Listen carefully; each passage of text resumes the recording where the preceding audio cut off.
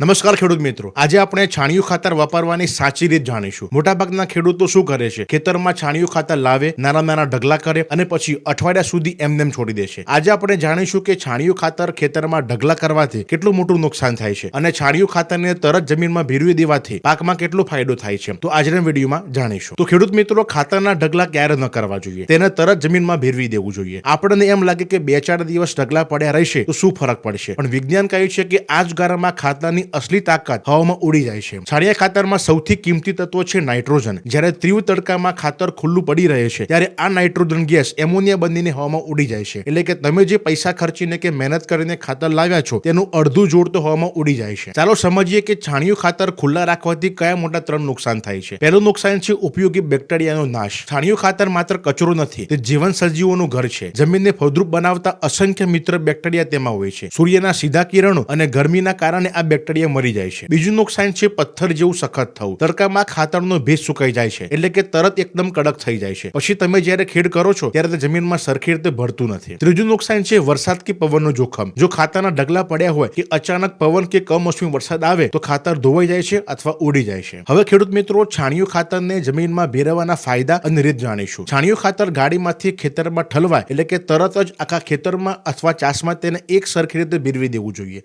વેર્યા પછી તરત હર કે રોટાવેટર ચલાવી દેવું જોઈએ। આમ કરવાથી ખાતર જમીનની ઉપરના 4 થી 6 ઇંચના સ્તરમાં સરસ રીતે ભરી જાય છે।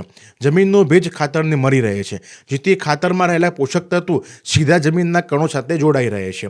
જ્યારે તમે પાકની વાવણી કરશો ત્યારે આ છોડના મૂળને તૈયાર ખોરાક મળશે। તો હવે ખેડૂત મિત્રો, ખેતરમાં ખાતરના ઢગલા ન કરવા અને છાણિયું ખાતર નાખ્યા પછી તરત જમીનમાં ભેળવી દેવું જોઈએ। માહિતી સારી લાગી હોય અને જો તમે હજુ સુધી આપણી ચેનલ પર નવા હોય તો નીચે આપેલા ફોલો બટન અને સબસ્ક્રાઇબ બટન દબાવી દો, જેથી ખેતીવાડીના આવા વૈજ્ઞાનિક વિડીયો તમને પહેલા મળતા રહેશે।